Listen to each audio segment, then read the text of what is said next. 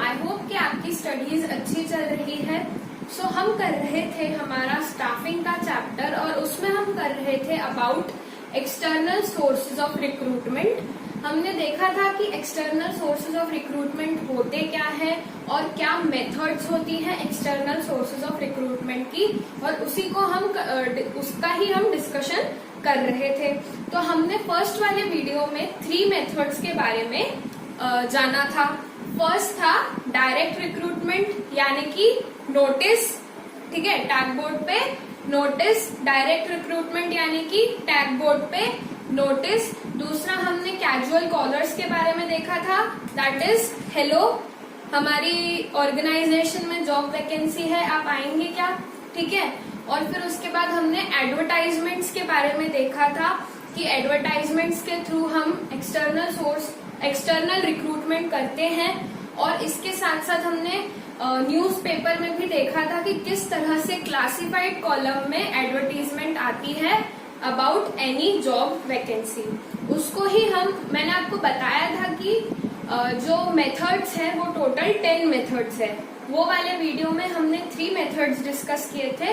अब हम आगे की 3 methods, that is employment exchanges, placement agencies and campus recruitment, ये 3 मेथड्स डिस्कस करने वाले हैं। और अगर टाइम बचता है तो 1-2 मेथड्स हम और डिस्कस कर लेंगे, अगर वीडियो लंबा नहीं हुआ तो, ठीक है। सो आइए शुरुआत करते हैं एम्प्लॉयमेंट एक्सचेंज। देखो, employment exchange, there are institutions run by the government. So ये जो एम्प्लॉयमेंट एक्सचेंजेस होते हैं ये एक तरह का इंस्टीट्यूशन है, ठीक है। ये जो एम्प्लॉयमेंट एक्सचेंजेस हैं ये एक तरह के इंस्टीट्यूशन है जो कि गवर्नमेंट रन करती है। और क्या करती है ये इसमें, it balances the demand and supply of personnel. जो एम्प्लॉयज होते हैं, जो स्टाफ होता है, उसका डिमांड, किसी भी ऑर्गेनाइजेशन में उसकी क्या डिमांड है एंड हमें कितना सप्लाई करना है वो देखती है। देखो दोस्तों, ये जो एम्प्लॉयमेंट एक्सचेंज है ये जो डिमांड एंड सप्लाई बैलेंस करती है that is not equal to human trafficking.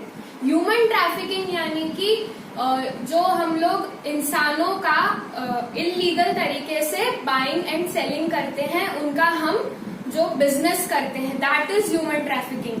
लेकिन दोस्तों एम्प्लॉयमेंट एक्सचेंज कह लो या प्लेसमेंट एजेंसीज कह लो या मैनेजमेंट कंसल्टेंट्स कह लो, ये लोग जो होते हैं ये ऑर्गेनाइजेशन के लिए पर्सोनल को सप्लाई करते हैं, उनके डिमांड पे ध्यान देते हैं। दैट इज नॉट इलीगल, ठीक है, दैट इज नॉट इलीगल। और वैसे भी यहाँ पे तो गवर्नमेंट कर रही है, गवर्नमेंट एम्प्लॉयमेंट एक्सचेंज रन करती है, तो गवर्नमेंट कोई भी इलीगल काम नहीं करेगी, ठीक है। तो ये जो एम्प्लॉयमेंट एक्सचेंजेस होते हैं और ये जो मैनेजमेंट कंसल्टेंट्स होते हैं, ये प्लेसमेंट एजेंसीज होती है, ये सारा काम, इनका सारा काम लीगल होता है, कुछ भी इलीगल नहीं होता। So coming back to the topic, हम बात कर रहे हैं एम्प्लॉयमेंट एक्सचेंजेस की। तो एम्प्लॉयमेंट एक्सचेंजेस ऐसे इंस्टीट्यूशन है जो कि गवर्नमेंट रन करती है, हमारी देश की सरकार रन करती है, and it balances the demand and supply of personal, of the staff, of the employees, okay. देखो, अब इसको मैं एक डायग्राम के थ्रू यहाँ समझाती हूँ आपको। देखो, ये हमारा डायग्राम है। ये जो बंदा आपको दिख रहा है, ये बंदा है जॉब सीकर। मैंने आपको बताया था कि जॉब सीकर का मतलब क्या होता है दोस्तों। जॉब सीकर वो होता है जिसको जॉब की जरूरत होती है। सो ये जो बंदा है दोस्तों ये है जॉब सीकर, और यहाँ पे है एक ऑर्गेनाइजेशन, और बीच में ये जो है ये है एम्प्लॉयमेंट एक्सचेंज। दोस्तों एम्प्लॉयमेंट एक्सचेंज को एज अ मिडिल मैन बोला गया है, ठीक है, middle man between the job seekers, ठीक है, middle man between the job seekers and organisation. तो इसीलिए मैंने इसको एज अ पर्सन यहाँ रिप्रेजेंट किया है, ठीक है। तो यहाँ पे क्या हो रहा है ये जो जॉब सीकर है, ये जो जॉब सीकर है, ये अपना बायोडेटा, बीडी मतलब बायोडेटा, यहाँ पे जॉब सीकर अपना बायोडेटा इस एम्प्लॉयमेंट एक्सचेंज के पास ले जाता है जो कि गवर्नमेंट रन कर रही है, ठीक है। और ये जो ऑर्गेनाइजेशन है, ये अपनी वैकेंसी, वीसी मतलब वैकेंसी, ये जो ऑर्गेनाइजेशन है ये अपनी वैकेंसी की डिटेल्स इस एम्प्लॉयमेंट एक्सचेंज के पास देती है। क्लियर है? इतना क्लियर है कि यहाँ पर एक जॉब सीकर है और यहाँ पे एक ऑर्गेनाइजेशन है। जॉब सीकर ने अपना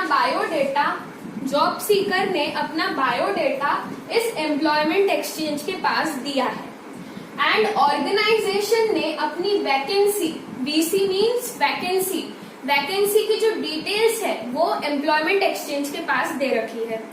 अब जब भी एम्प्लॉयमेंट एक्सचेंज को ऐसा लगेगा कि इस ऑर्गेनाइजेशन में, अब जब भी एम्प्लॉयमेंट एक्सचेंज को ऐसा लगेगा कि इस ऑर्गेनाइजेशन में जो वैकेंसी है, इस ऑर्गेनाइजेशन में जो वैकेंसी है और इस जॉब सीकर ने जो बायोडेटा दिया है, इस ऑर्गेनाइजेशन में जो वैकेंसी है एंड इस जॉब सीकर ने जो बायोडेटा दिया है वो मैच करता है, तो एम्प्लॉयमेंट एक्सचेंज जो है ये जॉब सीकर को रिकमेंड करेगी कि आप इस ऑर्गेनाइजेशन में वैकेंसी के लिए अप्लाई कीजिए।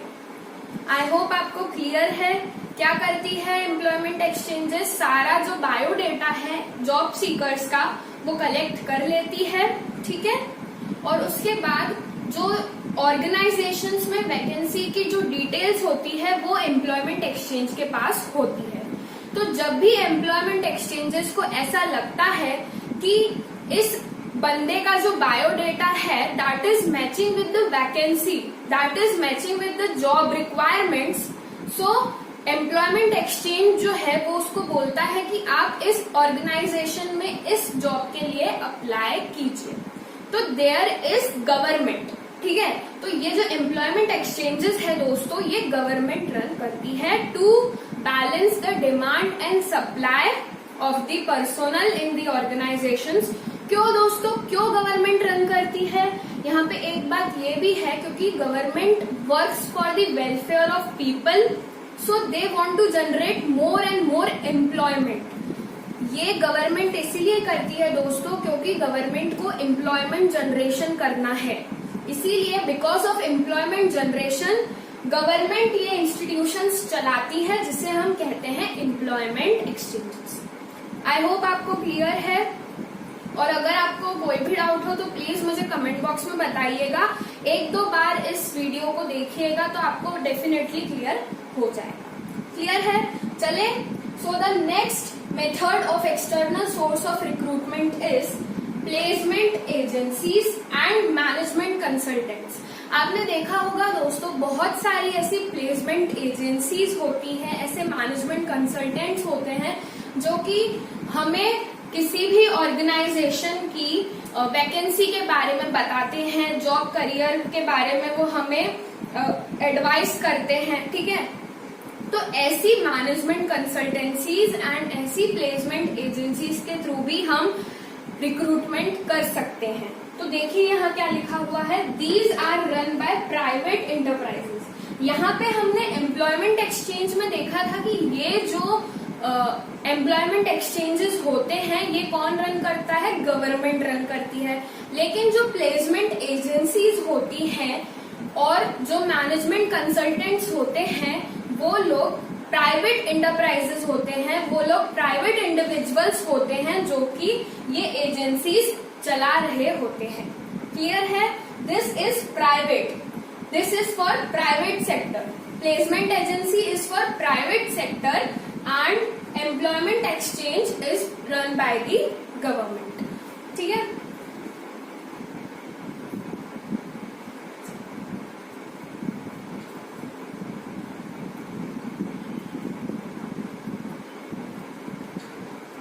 क्लियर है? हाँ, तो देखो आई होप आपको क्लियर है। सिर्फ इतना ही डिफरेंस है इसमें कि जो एम्प्लॉयमेंट एक्सचेंज है वो गवर्नमेंट रन करती है to check the demand and supply of the staff in an organisation, और जो प्लेसमेंट एजेंसीज है वो प्राइवेट एंटरप्राइजेस रन करती है। और एक बात इसमें ये है कि जो ये प्लेसमेंट एजेंसीज है ये फीस चार्ज करती है। अगर ये प्लेसमेंट एजेंसीज किसी जॉब सीकर को बताती है, देखो यहाँ पर जो हमने ये एम्प्लॉयमेंट एक्सचेंज लिखा है, अब इसको हम काट के लिख देते हैं यहाँ पर placement agency, placement agencies PA, ठीक है। तो अब ये जो हमने डायग्राम क्रिएट किया है इसमें आ गई है प्लेसमेंट एजेंसीज, आ गई प्लेसमेंट एजेंसीज। अब ये जो प्लेसमेंट एजेंसीज है इनके पास भी जॉब सीकर का बायोडेटा होगा एंड ऑर्गेनाइजेशन की वैकेंसी की डिटेल्स होंगी। तो जब प्लेसमेंट एजेंसी को लगेगा, सिमिलर स्टोरी वही है, ठीक है, प्लेसमेंट एजेंसी को जब लगेगा कि जॉब सीकर का biodata and vacancy of the organisation match कर रही है, तो प्लेसमेंट एजेंसी जॉब सीकर को बोलेगी कि आप इस ऑर्गेनाइजेशन में अप्लाई कीजिए। बस इसमें ये डिफरेंस होगा कि प्लेसमेंट एजेंसीज उससे कुछ फीस चार्ज करेगी, कुछ फीस चार्ज करेगी, ठीक है। प्लेसमेंट एजेंसीज उस जॉब सीकर से कुछ फीस चार्ज करेगी क्योंकि उसने उसे कंसल्ट किया है, उसने एडवाइस दी है कि आप इस ऑर्गेनाइजेशन में अप्लाई कीजिए। आई होप आपको क्लियर है, एकदम क्लियर है, कोई दिक्कत नहीं है, ठीक है। अब आते हैं हम थर्ड मेथड ऑफ रिक्रूटमेंट पे, जो कि है campus recruitment. Campus recruitment, campus यानी कि कोई भी कॉलेज, कोई भी इंस्टीट्यूशन, कोई भी यूनिवर्सिटी। देखो अब यहाँ पे ये कॉलेज है जो कि देख रहा है किसी ऑर्गेनाइजेशन में, कोई कॉलेज देख रहा है किसी ऑर्गेनाइजेशन में कि कौन सी कंपनीज है जो मेरे पास आती है और मेरे जो स्टूडेंट्स है उनको प्लेसमेंट दिलाती है, ठीक है। तो प्लेसमेंट मतलब कि कैंपस रिक्रूटमेंट का मतलब होता है हम रिक्रूटमेंट करते हैं through colleges and institutions. Clear है। यहाँ पे क्या होता है, जो बड़ी बड़ी कंपनीज होती है जिसको रिक्रूटमेंट करना होता है वो डायरेक्टली किसी कॉलेज में जाके, किसी रियोन कॉलेज में जाके, किसी इंस्टीट्यूशन में जाके, किसी यूनिवर्सिटीज में जाके अपना रिक्रूटमेंट करती है। क्यों करती है अब ये भी जान लेते हैं। तो ये इसीलिए करती है क्योंकि यहाँ पे उनको direct from the institution, from the college उनको डायरेक्ट फ्रेश ग्रेजुएट्स मिलते हैं जिनका नॉलेज जो है वो एकदम टॉप क्लास होता है and very qualified they are, and this was the merit of external sources of recruitment that the organization will get a qualified personnel. So campus recruitment के through this is possible that the organization will get a qualified personnel, fresh graduates उनको मिलते हैं। मैं जिस school में पहले पढ़ती थी तो वहाँ पे क्या होता था, मेरी एक सीनियर थी, एक गर्ल थी मेरे से सीनियर, तो उनको क्या हुआ था, उनको मैंने ऐसा सुना था, मतलब मुझे कंफर्म नहीं था कि ये है कि नहीं, लेकिन मैंने ऐसा सुना था कि उनको कैंपस से ही रिक्रूटमेंट मिल चुका है, उनको कैंपस से ही किसी ऑर्गेनाइजेशन ने रिक्रूट कर लिया है, ठीक है। तो this was the example off campus recruitment. I hope आपको क्लियर है। एम्प्लॉयमेंट एक्सचेंज क्लियर है, क्लियर है, एम्प्लॉयमेंट एक्सचेंज क्लियर है, प्लेसमेंट एजेंसीज क्लियर है। देखो ये जो एग्जाम्पल, ये जो हमने डायग्राम बनाया है, पहले आपने बनाया होगा एम्प्लॉयमेंट एक्सचेंज के लिए, बस इसमें डिफरेंस इतना करना है कि यहाँ पे प्लेसमेंट एजेंसी आ जाएगी, ठीक है, नेक्स्ट इसमें प्लेसमेंट एजेंसी आ जाएगी and there is a fees to be charge by these placement agencies. And campus recruitment में कॉलेज के थ्रू हम रिक्रूटमेंट करते हैं। आई होप आपको ये क्लियर है, बिल्कुल क्लियर है। तो चले बढ़े आगे। चलो मुझे लग रहा है कि वीडियो ज्यादा बड़ा हो गया होगा, तो हम इसको नेक्स्ट पार्ट में डिस्कस करेंगे, हमारी जो नेक्स्ट मेथड्स है रिक्रूटमेंट की। आई होप आपको ये क्लियर है। So thank you for watching my video, keep watching Undoubt Business. Thank you.